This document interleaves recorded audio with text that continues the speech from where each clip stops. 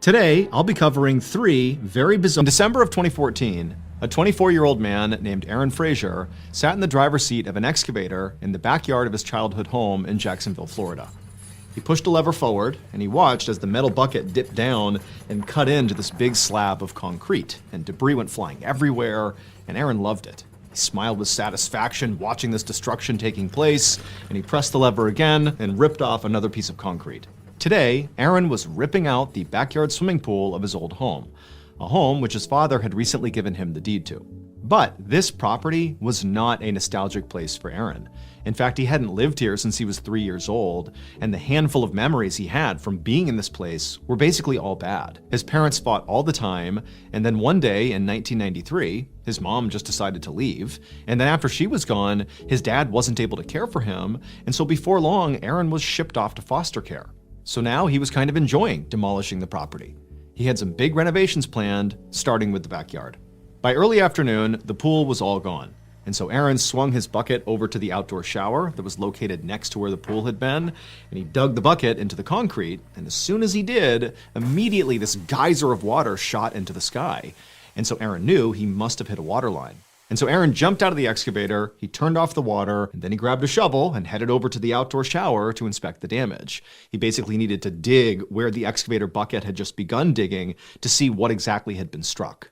And so with the shovel, he starts kind of moving away the mud and concrete, and at some point, the head of his shovel, the blade, it hits something sort of rigid and plastic. And he moved the shovel out of the way and he looked, and at first it looked like a plastic bag, but it was too rigid to be a plastic bag.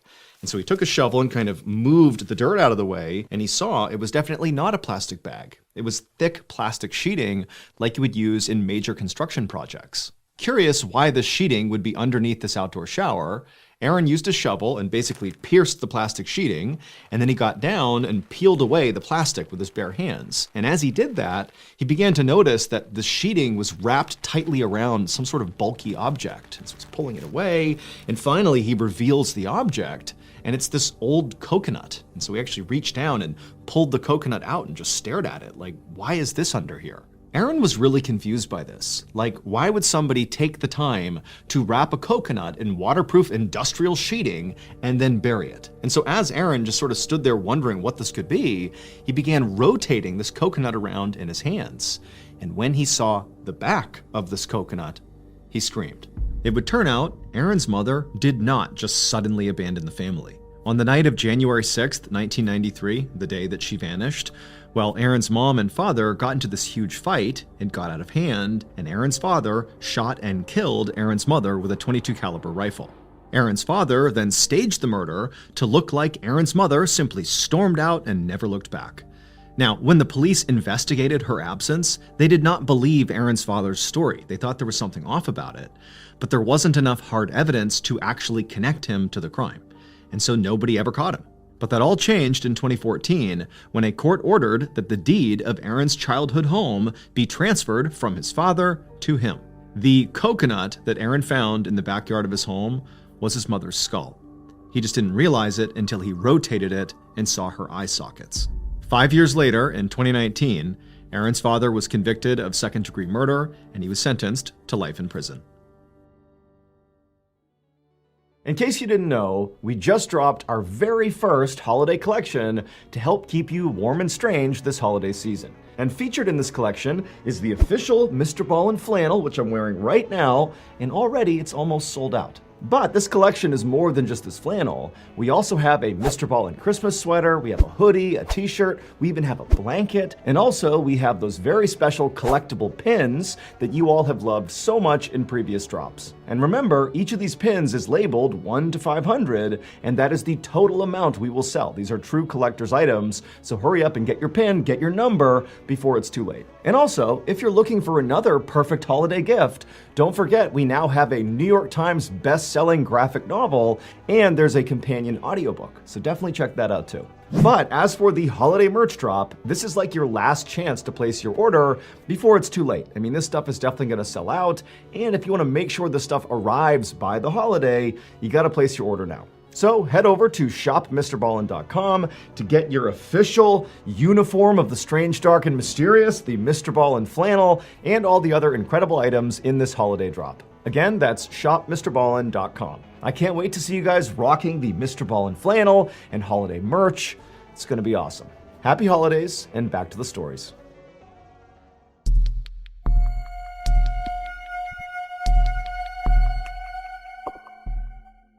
Around lunchtime on August 25th, 2012, a young woman named Grace was standing in a public restroom in front of the mirror in southern Iceland, applying makeup.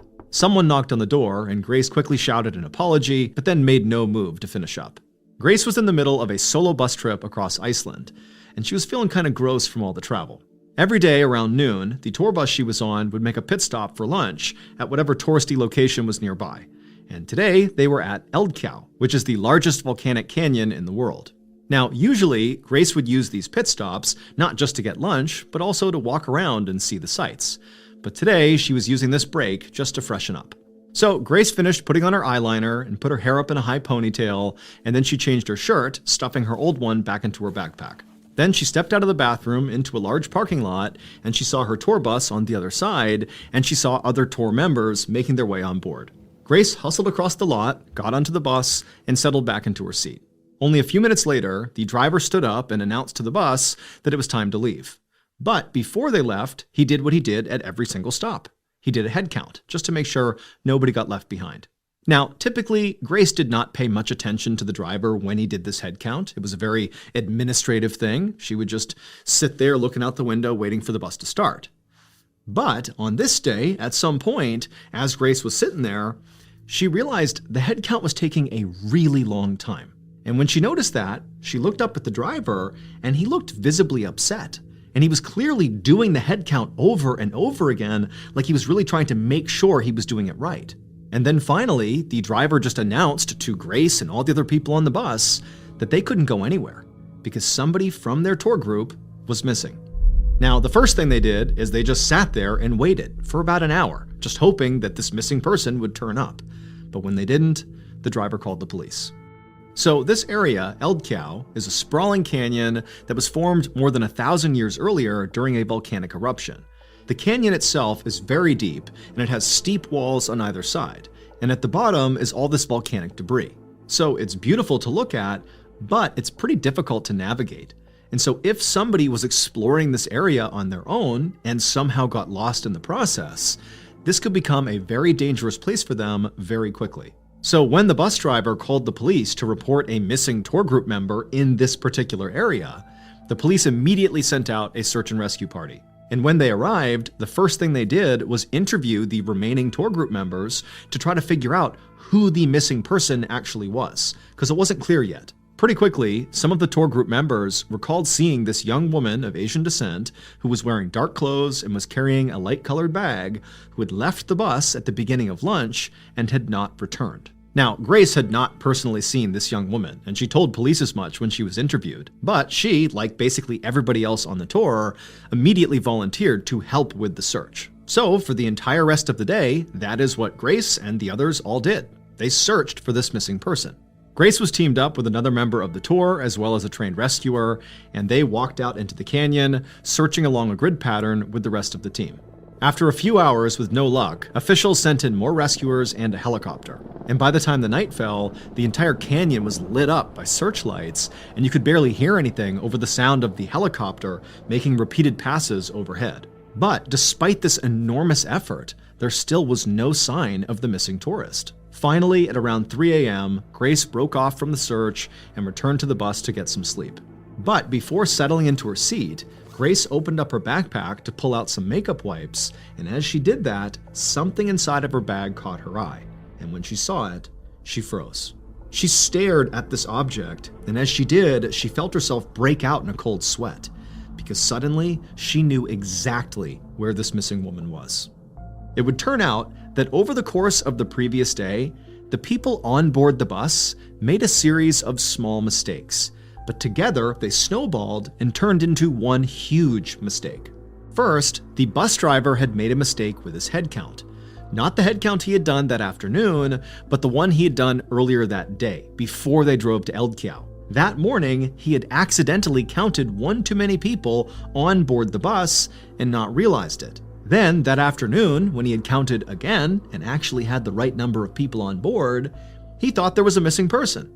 Next, the description of the woman who had gotten off the bus and didn't come back, the so-called missing person, that description had only been half correct. So yes, there had been a young woman of Asian descent wearing a dark sweatshirt, carrying a light-colored bag. She'd gotten off the bus, but she did get back on. Except that when she did, she looked different, and so nobody recognized her.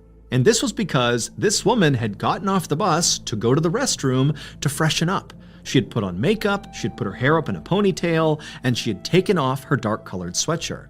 The object that Grace found in her backpack that made her realize that she knew exactly where this missing woman was her dark-colored sweatshirt inside of her light-colored backpack. And it was at that exact moment that Grace knew. The person that she had spent the last 15 hours searching for was herself.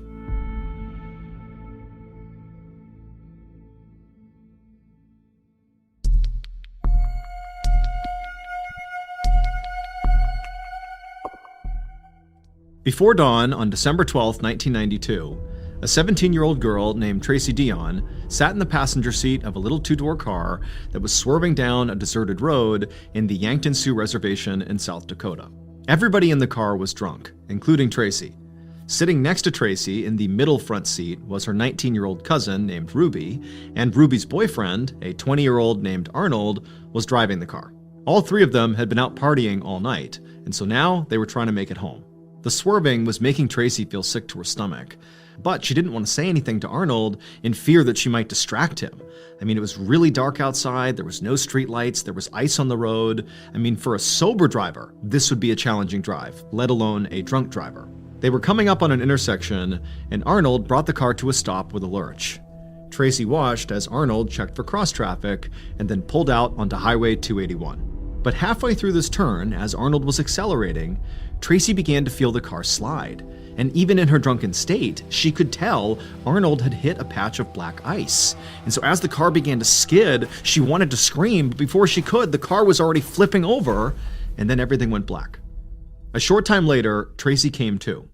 The car was upside down, and Tracy quickly realized she had fallen out of her seat and was now basically resting on the roof of the car, which was now on the ground. From what she could tell, after the car had finished rolling over, it had come to a stop just off the side of the highway, and so they were not in immediate danger from other cars striking them. But she couldn't really see outside because the windows were so badly cracked. Beside her, Tracy could hear her cousin, Ruby, pounding on the driver's side door trying to get it to open, and so Tracy tried to look around Ruby to see Arnold, to see if he was okay, but when she did, she saw the driver's seat was empty.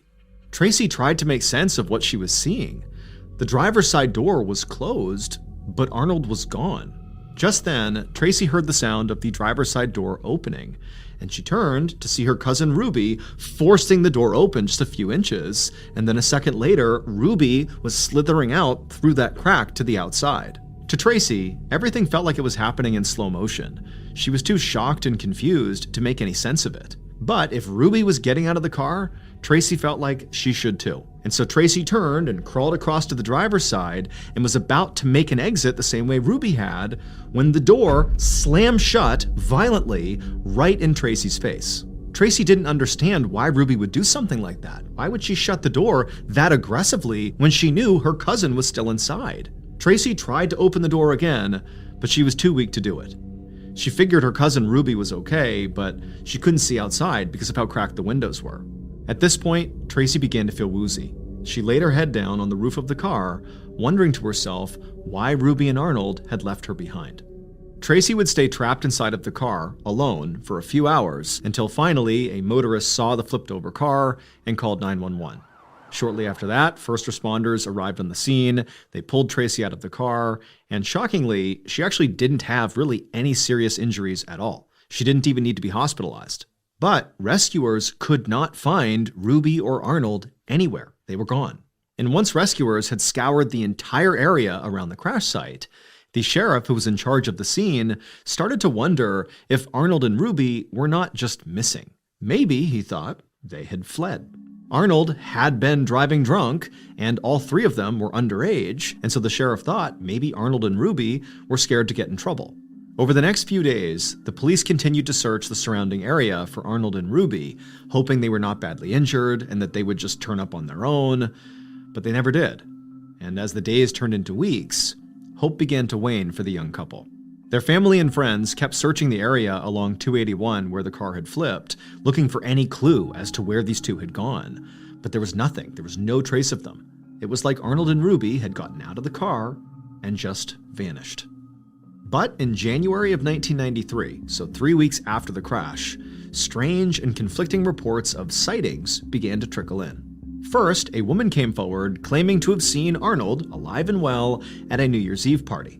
Now, the police doubted this claim, but this woman was insistent that she had seen Arnold, and they actually hooked her up to a lie detector test, and she passed the test. And so officials brought in guests from this party who this woman claimed were with Arnold, and they asked them, "Were you with Arnold?"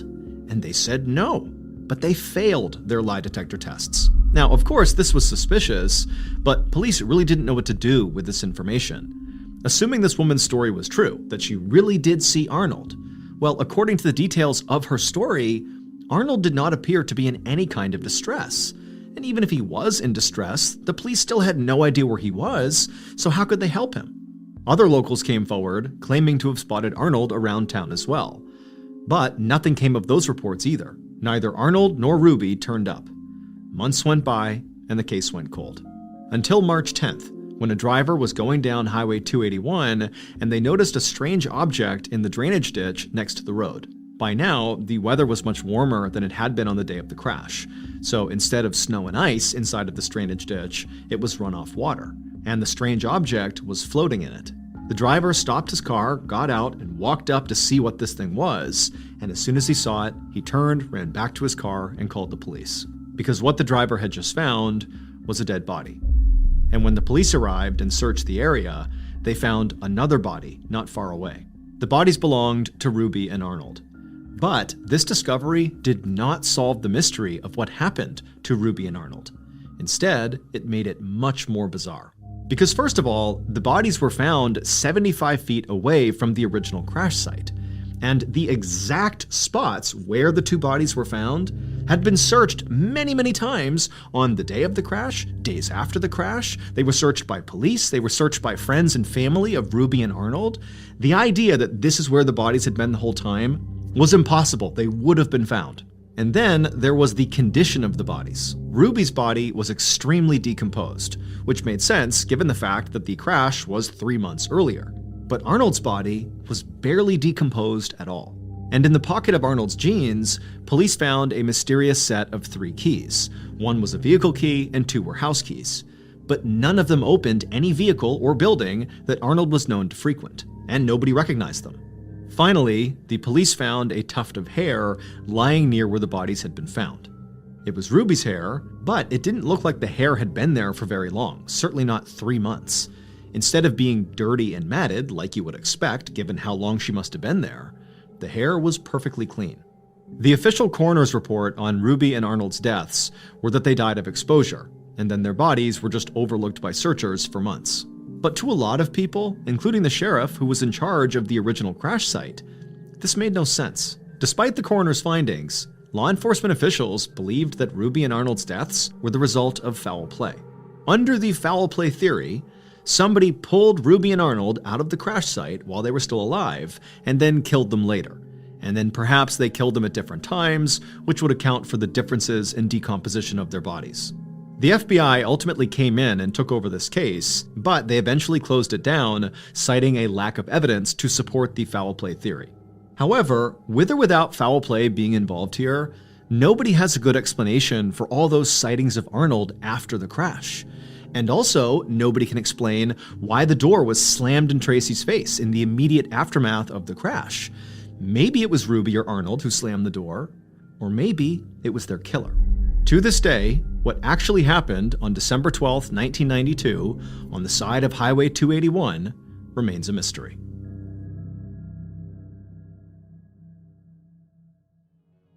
And now, here is a clip from the latest episode of Redacted. Enjoy. Her heart skipped a beat. She knew that he meant the CIA agents, which meant he knew what she'd been up to and why she was here now. Marita struggled to find words as tears filled her eyes. And to her horror, Fidel drew his gun out of his holster. But he didn't point it at her like she'd expected. Instead, he handed her the gun, handle first. "Go ahead and kill me," he said. But Marita stayed frozen to the spot. The CIA could never have dreamed of a more perfect scenario. Here was Fidel Castro, completely unprotected, vulnerable, an open target. And here was Marita being offered a murder weapon. And yet, she couldn't do it. And Fidel seemed to know it. He smiled at her. And then he said, "No one can kill me. No one." So that's going to do it. If you're looking for more strange, dark, and mysterious content, don't forget we have a whole slate of podcasts under the Ballin Studios umbrella. They are the Mr. Ballin podcast, Mr. Ballin's Medical Mysteries, Bedtime Stories, Wartime Stories, Run Fool, and Redacted. You can find them by searching for Ballin Studios on any podcast platform, and boom, you have hundreds of hours of strange, dark, and mysterious content to binge. Thank you so much. Until next time, see ya.